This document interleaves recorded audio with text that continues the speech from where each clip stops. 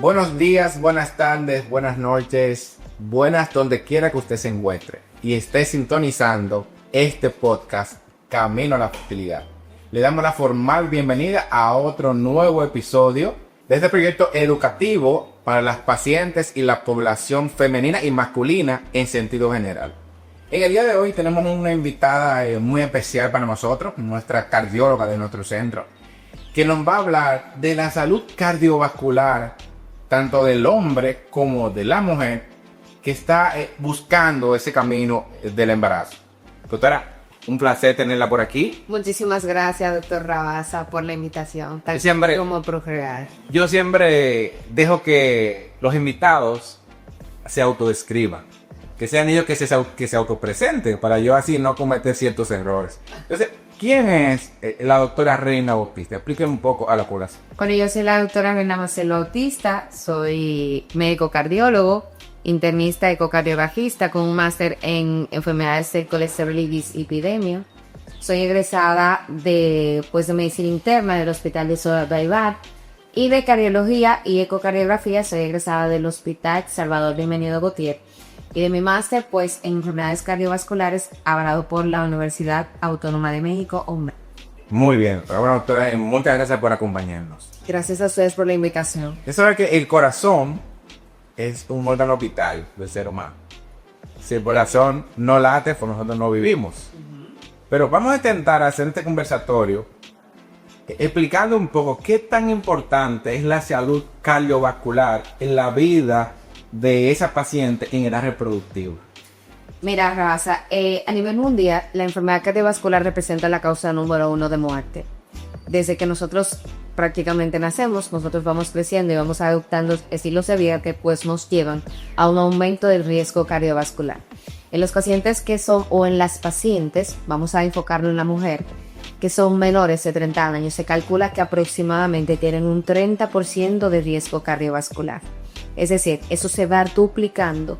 Por ejemplo, a los 45 años tú tienes mayor comorbilidades, como por ejemplo la hipertensión, la diabetes, la dislipidemia, la obesidad, que es un factor de riesgo que aumenta la mortalidad en esta población. En pacientes en edades reproductivas vemos como hoy en día hay un énfasis importante en enfermedades cardiovasculares, sabiendo de que una de las principales causas de muerte en esa mujer cuando se embaraza es la preeclampsia, que se considera un factor de riesgo cardiovascular. Entonces, en esa momento es donde nosotros tenemos que enfatizar en controlar esos riesgos para nosotros poder llevar a cabo suplir las necesidades de ellas vitales, y una de esas que es el embarazo. Muy bien. Entonces, esa paciente que, por ejemplo, se va a hacer distintos tipos de procedimientos en el centro, ya sea un procedimiento como esteroscopía o una aspiración de folículos, ¿qué se evalúa a nivel cardiovascular de esa paciente que va a ser sometida a un procedimiento que es ambulatorio, que es diagnóstico en algunas ocasiones, y que son procedimientos dentro de la medicina un poco simples? ¿Qué se evalúa a nivel cardiovascular de esa paciente? Cabe destacar que esos procedimientos que tú acabas de mencionar son procedimientos de bajo riesgo, es decir, un procedimiento que tiene un menos de un 1% de complicaciones. Pero no obstante, nosotros tenemos que evaluar el riesgo cardiovascular, porque hay un riesgo que es el riesgo cardiovascular per se de la paciente y otro riesgo que es el que se suma asociado a procedimientos. Cuando tú haces un procedimiento que aunque sea mínimamente invasivo, se aumentan hormonas contrarreguladoras como las catecolaminas, hay inflamación, hay aumento del cortisol que también promueven aún más la inflamación, puede haber sangrado y también, sabes, esos pacientes se llevan a una sedación. Como se llevan a una sedación o una anestesia, la propia anestesia en sí tiene ciertos riesgos que influyen en la presión arterial y la frecuencia cardíaca y sobre todo en el retorno venoso. Entonces, para nosotros poder para poder dar un apto de estos procedimientos, que dicho sea de paso es ambulatorio, nosotros tenemos que saber la capacidad física de esa paciente. ¿Cómo se mide? La vamos a valorar mediante los MES, que es el consumo de oxígeno por el paciente. ¿Cómo se valora esto? Hay varias escalas que nosotros podemos utilizar, pero hay forma más fácil, que es la que nosotros utilizamos en la consulta, que es pidiéndole al paciente que nos diga en qué ejercicio se cansa. Si por ejemplo el paciente sube y baja escaleras o pendientes sin cansarse, ese paciente está teniendo un consumo de oxígeno mínimo de 4 ml, o sea, es un paciente apto. Ahora hay otras preguntas que es en relación a su vida, o sea, los antecedentes familiares, están los antecedentes de ellos, están también los hábitos tóxicos, que para nosotros es muy importante. Tú sabes que las pacientes que fuman tienen que, para disminuir el riesgo cardiovascular, por lo menos un mes antes de su procedimiento, tienen que suspender el uso del cigarrillo. También están el estilo de vida sedentario, si el paciente ha presentado dolor torácico, si el paciente ha tenido disnea, es decir, si el paciente se cansa cuando camina o al peinarse o al vestir o al vestirse, o si el paciente presenta palpitaciones. Y algo muy importante, si ese paciente tiene antecedente de una muerte súbita de un familiar directo, es decir, un familiar que haya muerto súbitamente antes de los 40 años, porque ese paciente se estratifica de manera diferente. Ok, muy bien. Entonces, ¿qué necesita un cardiólogo para dar el acto quirúrgico, para orientar, para decir que sí, bueno, esa paciente sí, doctor, usted puede hacerle la aspiración de folículos a esa paciente o no le puede hacer la aspiración de los folículos? Primero necesitamos que pues su examen físico esté en orden. Es un procedimiento electivo. Si encontramos que el paciente tiene anemia o tiene la presión alta o tiene alguna otra comorbilidad, nosotros tenemos que controlar primero los factores de riesgo antes de llevar a ese paciente a hacerle el procedimiento. Ahora bien, cuando el paciente es totalmente sano, como lo es la mayoría, muchos de los pacientes que se atienden en infertilidad, nosotros necesitamos, aparte del examen físico y la historia clínica que revisamos, necesitamos un hemograma, una glicemia, necesitamos los tiempos de coagulación y necesitamos la creatinina y el electrocardiograma. Dicho sea de paso, no se necesita radiografía de tórax. Ahí va. En el hemograma, ¿qué parámetros son importantes? Está la hemoglobina, está el hematócrito, están las plaquetas y los glóbulos blancos. Muy bien, entonces se evalúa también la función renal, los riñones. La función renal. ¿Cómo se evalúa la función renal en esa paciente? Mediante el fácil, obtenemos una prueba de creatinina que nos dice en qué parámetros anda la función renal de ese paciente. Entonces, si está alterada, porque la función renal no es igual en el hombre que en la mujer, tampoco eso va a depender también de la edad. Entonces nosotros lo que hacemos es que hacemos un aclaramiento de creatinina que nos va a dar cuál es la filtración glomerular de ese paciente y si está apto para su edad. Ok, entonces se evalúa sangre, riñón.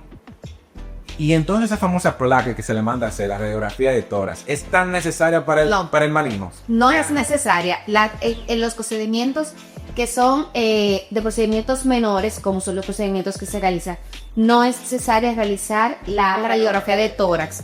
Ahora, hay pacientes que sí nosotros necesitamos realizar radiografía de tórax. ¿Cuál? Por ejemplo, yo tengo un paciente masculino que ustedes le van a hacer una aspiración testicular o una biopsia testicular y ese paciente es fumador o tiene historia de cardiopatía, necesariamente yo necesito una radiografía de tórax y necesito un ecocardiograma en esos pacientes.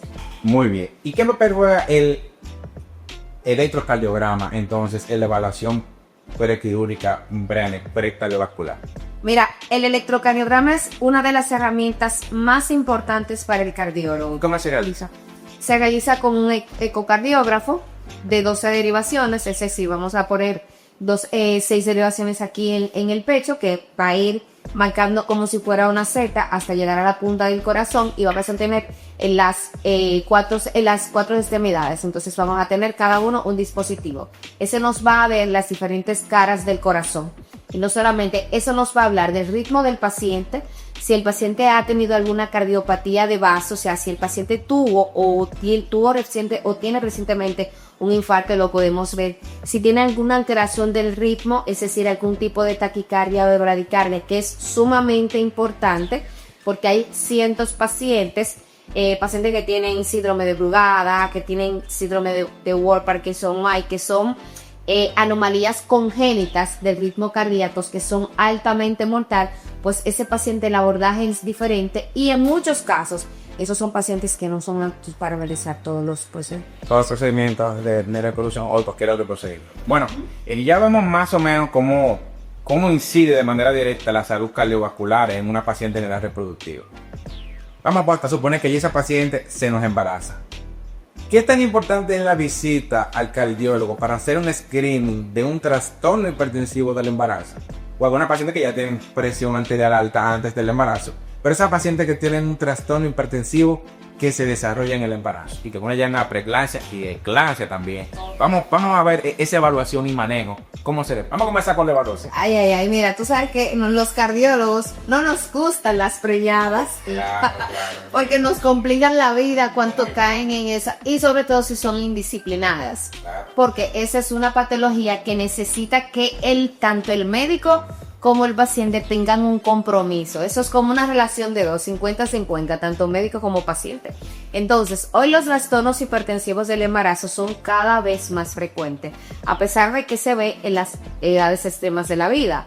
Menos de 18 años, mayor de 35 años, pero nosotros vemos como hay cada día más trastorno hipertensivo en las edades intermedias, normal. Entonces, cuando su ginecólogo, que es quien diagnostica esa paciente, con un trastorno hipertensivo del embarazo, ya sea una hipertensión gestacional, una preeclampsia o cualquier ese trastorno, o que la paciente haya sido hipertensa de base, tiene que ir al cardiólogo. ¿Por qué? Porque tú sabes que esas pacientes se complican y las complicaciones que tienen no solamente son para ellas, sino son materno-fetal.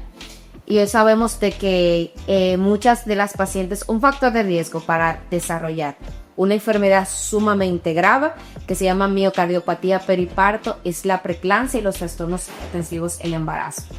Entonces, cuando el ginecólogo le manda a esa paciente diagnosticada con preeclampsia, ¿cómo es el seguimiento? ¿Qué medicamento debe tener esa paciente para controlar su presión? ¿Es igual que una paciente que no está embarazada? ¿Cambia con el embarazo? No, mira, los pacientes, las mujeres en edad fértil tienen ciertos lineamientos de los medicamentos antihipertensivos. No todos se le ponen a mujeres en edad fértil. Ahora, cuando tú tienes una paciente embarazada, muchos de los fármacos son teratotóxicos, se le hacen daño a su bebé. Es por eso que se han catalogado ciertos medicamentos en el que están permitidos en el embarazo. De primera línea, en los trastornos hipertensivos del embarazo están los calcioantagonistas tipo nifedipina y elodipina, y está el labetalol, que a pesar de que en nuestro país es un poco limitado el acceso al labetalol, profesionalmente lo traen un solo laboratorio y a veces no aparecen, pero son los fármacos de primera línea. Entonces, anteriormente, o sea, en épocas antiguas, se usaba la alfa-metildopa. Ya la alfa-metildopa está cada día más en desuso y se le ha dado paso pues a otros medicamentos. Es tanto así que el uso de hidroclorotiazida está antes que la alfa-metildopa. El famoso Aldomet. El famoso Aldomet, pero a la paciente le gusta el Aldomet. Me encanta la cultura. Y a los ginecólogos también les gusta y también es un asunto de cultura. Sí, una paciente viene con un trastorno hipertensivo que me dice, pero doctora, yo tuve una vecina que le pusieron Aldomet, inclusive le sobraron una pastilla y ella me la regaló. Y yo la tengo aquí. Sí, entonces van diciendo mucho eso a la paciente, pero qué bueno que usted esté dando ese tipo de orientación a la paciente. Entonces, ¿cuáles exámenes se realiza a paciente ya embarazada con un trastorno hipertensivo del embarazo para preservar su vida? Porque hablamos de una muerte súbita que puede ocurrir en el embarazo a nivel cardiovascular. Entonces, ¿cuál examen se realiza? Mira, en las pacientes que llegan con algún trastorno hipertensivo del embarazo, aunque no lo tengan, hay ginecólogos que le encontraron la presión alta al paciente, se lo encontraron una vez y no le dicen, no, espérate, tú te vas para tu cardiólogo. Claro. Te vas para el cardiólogo y la desvían. Una vez la paciente llega a la consulta, entonces esos pacientes se le mandan a hacer el perfil lipídico, se le manda a hacer el perfil tiroideo, se le manda a hacer el perfil renal, se le manda a hacer urea, creatinina, se le manda a hacer LDH, se le manda a hacer examen de orina, se le manda a hacer también, muy importante que nosotros lo hacemos, es la depuración de creatinina de proteínas de 24 horas. Consiste en medir la cantidad de proteínas que la paciente excreta que se encuentra en orina de 24 horas. Entonces, Esa orina que la paciente tiene va a ser recolectada en un galón y ese galón tiene que estar en frío, tiene que conservar una cadena de frío. Por eso nosotros a veces le decimos que tienen que roturar el talón, ponerlo en la puerta de la nevera, porque tiene que estar en frío, tiene que conservar la cadena de frío. Entonces, cuando el laboratorio nos manda los valores para nosotros saber si la paciente de verdad está excretando proteína a través de la orina. Ok, muy importante todos esos análisis de base. ¿Tiene algún método diagnóstico que es importante hacer esa paciente con una preeclampsia ya establecida, ya instalada? Nosotros mandamos a hacer el ecocardiograma, es importantísimo para nosotros porque tenemos que ver la condición del corazón. Pero también nosotros pedimos el mapa de 24 horas, el monitoreo ambulatorio de presión arterial de 24 horas. ¿Por qué? Porque nosotros lo necesitamos tanto para diagnóstico como para seguimiento de la paciente. Porque el comportamiento de la presión arterial en el consultorio y en la vida diaria de la paciente no es el mismo. Entonces, el mapa es que nos va a hablar del comportamiento de la presión arterial en esos dos escenarios médicos. Ok. Entonces, ¿qué tan importante es la comunicación del cardiólogo con el ginecólogo en el manejo de estas pacientes? Importantísimo, primero. ¿Puede el ginecólogo tomar decisiones de medicación y de desembarazo sin avisarle al cardiólogo? ¿Qué tanto debe ser esa interacción? Ay, pues tú me la pusiste difícil. No. Su opinión. Bueno, yo pienso que esto se debe de trabajar de la mano, ya que sí, claro. Que lo que se quiere es que no es que la paciente que se desembarace antes, sino que se lleve a un embarazo a término en las mejores condiciones clínicas que la paciente tolere. Es decir, si yo tengo una paciente preeclántica que yo, aunque sea ingresada, la logré controlar y que tengo todo bajo control, esa paciente puede llegar hasta sus 38 semanas fácilmente. Sin ningún problema. Te pregunto esto porque muchas pacientes, cuando yo digo, bueno, tienes que hacer de la evaluación cardiovascular aquí en el centro, me dicen, no, pero yo tengo el cardiólogo. Digo, no, tienen que ser con la cardióloga del centro porque yo necesito tener una comunicación estrecha con ese paciente. Sí. Con la cardióloga. Porque si pasa cualquier evento que puede pasar, Sí, claro. porque eso no lo puede pasar, yo tengo que tener a alguien que yo pueda comunicarme, decirle al que me llame, Está pasando esto. que me informe si hay un problema cardiovascular con esa paciente. No es que los otros profesionales no lo pueden hacer, sino que al tener un manejo que sea de integral, como lo tiene Procrear con la paciente, que aquí se evalúa con psicología, cardiología, medicina legal, urología. Entonces tenemos este equipo formado para el bienestar de las pacientes. Por eso considero que tener esa comunicación con el cardiólogo es tan importante. Una cosa que me preguntan mucho las pacientes: ya tenemos esa paciente preeclántica que se manejó, gracias a Dios vimos su bebé en casa, se va de alta la paciente. No me puede dejar los medicamentos. Ahí hablamos. No lo puede bajar. ¿Qué tiene que usar esa paciente ya no embarazada, que se produce un trastorno hipertensivo por esa placentación anómala que tuvo en el embarazo? Poliplanazol. Y ahora viene ella, que ya no tiene placenta, le baja la presión, pero tiene que tener alguna afectación que le va a curar a la paciente. ¿Cómo se maneja? Mira, la base primero es que no puede dejar los medicamentos. Hasta que... El paciente que tuvo una preeclampsia tiene que tener 8 semanas con el tratamiento antihipertensivo, o sea, 2 meses. Luego de 2 meses se evalúa por el cardiólogo a esa paciente y se inicia el descale de medicamento. Es decir, yo voy a iniciar a bajarle la dosis a la paciente del medicamento para saber si ella lo tolera. Si la paciente lo tolera, sigo descargando dosis hasta suspenderlo, y después de que ya yo lo suspendo, entonces yo digo, ok, ahora como tú estás sin medicación, vamos a esperar. Se espera de 7 a 10 días para nosotros hacerle un mapa. Si el mapa salió negativo en ese lapso de tiempo, entonces la paciente no quedó siendo hipertensa.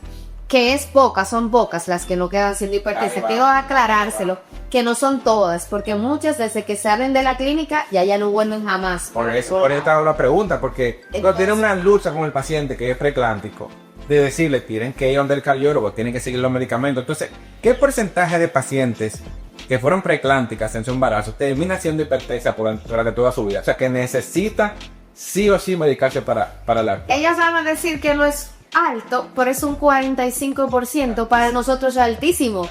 Altísimo, eso es sumamente alto. Ahora, el que se quede la paciente siendo hipertensa o no va a depender de muchos factores. Porque hay factores que son controlados del peso de la paciente, de la ingesta de dietética, de los hábitos, que la paciente no sea sedentaria, del estrés. El estrés es un factor de riesgo que tenemos que pues manejar también. Esos son factores que van a decidir, porque obviamente si yo tengo una paciente que hizo una preeclampsia, que la paciente está en síndrome metabólico y que es obesa, probablemente esa paciente no perdió. Wow. Bueno, señores, hemos tenido hoy un interesantísimo conversatorio con la doctora Reina Maciel Bautista, cardióloga de Procrear. Doctora, en el mundo queremos saber dónde los pacientes podrían encontrarla. Ustedes si necesitan una evaluación cardiovascular o necesitan alguna orientación sobre su salud cardíaca.